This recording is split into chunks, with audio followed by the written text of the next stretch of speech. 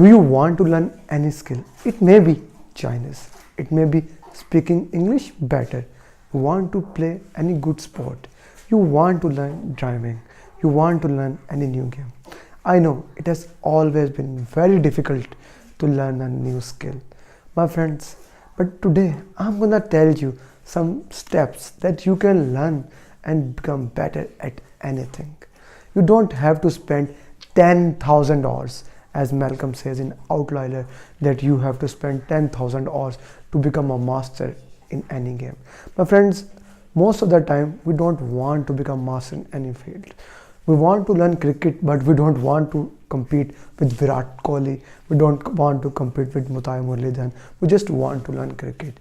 In the same way, we just want to communicate with Chinese people to speak fluently. We want to learn Arabic. We don't want to become Arabic person. So when Malcolm says that you need to spend 10,000 hours, he is speaking about the level of Virat Kohli. He is speaking about the level of Imran Khan. But most of us are happy to learn a little level so that we can communicate. So in the book, the first 20 hours, Josh explained it that you can learn any skills in just 20 hours. You need to spend 20 hours on a subject. That deliberate practice can help you a lot. I have summarized the second chapter of that book, how you can learn any skill. So I'm gonna go through it. The first step is that you need to choose a lovable project. That is the most important thing. Steve Jobs says it a lot. You need to love whatever you do. So if you want to do anything, it has to be a why for you. The reason has to be very clear. You need to love that project. Let me give you an example. If you want to learn a French, why you want to learn, you need to understand that. If you just want to learn because people like it, you are not gonna speak it. But if next job is coming, next assignment is coming in France, you may like that. You may want to learn French because it is a language of love. Then it becomes a lovable project. You need to understand your clear why you want to do it. Then it becomes a lovable project. So it has to be a must lovable project for you, not for anybody else, only for you. Secondly, you need to focus your energy on one skill at a time. This is my favorite one. My friends, all the time I wanted to do many things. I want to make a video, I want to read books, I want to spend time with my family, I want to learn how to fly plane, I want to learn how to speak Mandarin, I want to learn how to speak French, and I also want to become a bodybuilder, have a six packs. But the thing is that you cannot do all these things very fast. You need to select one skill, the skill who you love. Choose a lovable project and choose that one skill and put all your efforts, put all your energy on that one project, because that is the important skill. Wherever focus goes, energy flows. Tony Robbins says this a lot, that if you want to capture the city, you need to burn the boats. When you burn the boat, then you can become good at that skill. Then you can learn that skill very fast. Then define your target performance level. You don't want to become a Virat Kohli, as we said it earlier. What do you want? How you want to evaluate your performance? What get measures get done. Mark this line. What get measures gets done. So mark the performance. Right now, if you can only speak one word of Chinese, ni hao, you want your level that you can communicate effectively with Chinese, or you can read Chinese, or you can write Chinese. What is your performance level? How you want to set that gauge. The gauge need to be set. The gauge need to be calibrated. Set that performance level which is acceptable to you. Then start working on that. Then deconstruct the skill into sub-skill. Each skill is subdivided into sub-skill. For example, if you want to learn driving, you first need to know what is the ABC of the driving. How do you turn the wheel right? How do you turn left? How do you reverse the car? You can deconstruct this whole step into small steps. First thing, how to handle the steering. Then how to change the gear. This could be a single step. Then how do you reverse the car? How do you do parallel parking? And so many things. You can deconstruct the skill into small steps. I call it as a chunking. Chunking is one of the phenomena by which you can take a whole big project and divide it into very small steps, so small that it becomes manageable, one step at one time. Most of the time we don't take any action because we consider the whole thing. Let me give you an example. You want to lose your weight or you want to get into shape.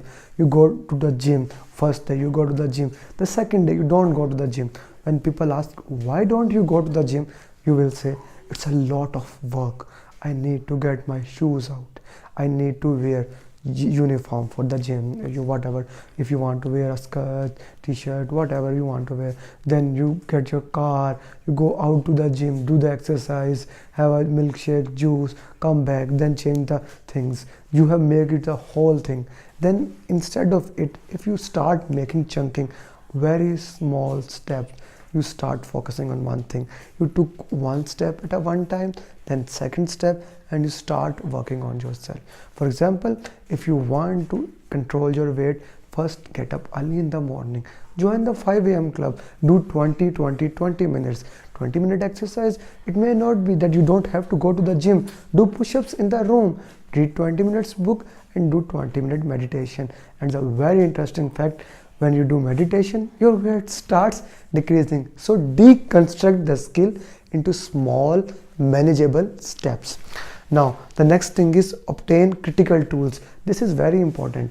Obtain the tools which you require to do that. If you want to learn Chinese, get the right Chinese book, get good app maybe, or a good coach who can teach you. You need to have tools. Without tools you cannot open any lock.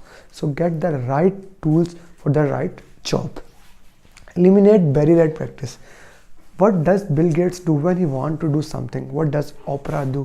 What does J.K. Rowling? All these billionaires. But when they want to learn something or they want to produce something, they go to a separate room. They call it a barrier-free space. They turn all their apps and start working on that skill. In today's day of instant gratification, we get lost in Twitter, Facebook, Instagram. We are watching TikTok videos and so many distractions are there. You need to remove all these distractions from your system to focus on your skill. So you need to eliminate all barrier to the practice. Then dedicated time for the practice. This is one of the important things. Most of the time we don't do things.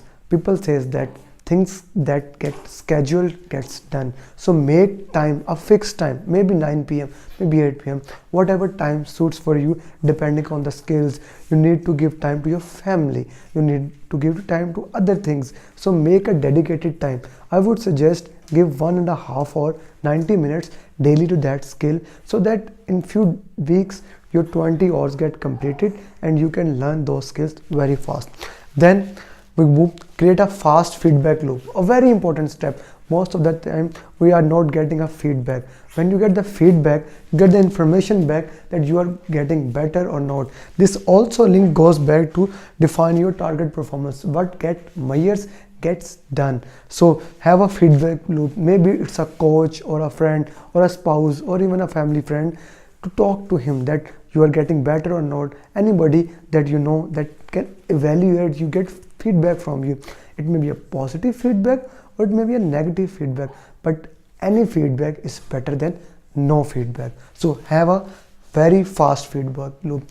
Most of the time your performance directly depends on how much feedback comes, and you improve your performance according to that feedback. Then practice by the clock in short bursts. We get tired very soon. So instead of working maybe 1.5 hour on the first day, try working 20 minutes and time that. For 20 minutes on the stopwatch, maybe alarm start working after 20 minutes and then keep on increasing it. But keep track of your time, because time management is one of the most important skill to learn any new skill. Hey, you could also be learning time management. You can learn time management by doing this thing. Then emphasize quantity and speed. Your quantity is most important. In today's world, people are always focusing on quality. I want to make a perfect video. I want to write a perfect book. I want to have a perfect home. I want to have a perfect spouse. The grass is always greener at the other side. My friends, there is nothing like perfect. Do your work, improve it. Do your work, improve it. Let me give you an example. A very famous story. Two groups were divided, and one group was said that you will be evaluated on the basis of your quantity, and the other group was said you will be evaluated on the basis of your quality. The first group made 10 to 12 models, and when the results came, the quantity group made the better product as compared to the quality. Why? The quality team focused to make a perfect, and they didn't make anything good. Whereas the quantity, the first make the rubbish, second bag, third bag, fourth bag, and then they improve their quality. They improvise it, constant and never-ending improvement. They kept on improving. They kept on improving, and that is the secret of success, my friends. If you cannot fly, run. If you cannot run, walk. If you cannot walk, crawl. But at least do something, and that is, my friends, secret of success. And if you keep on doing these things and keep on improving yourself, I will see you, yes, I mean you, at the top.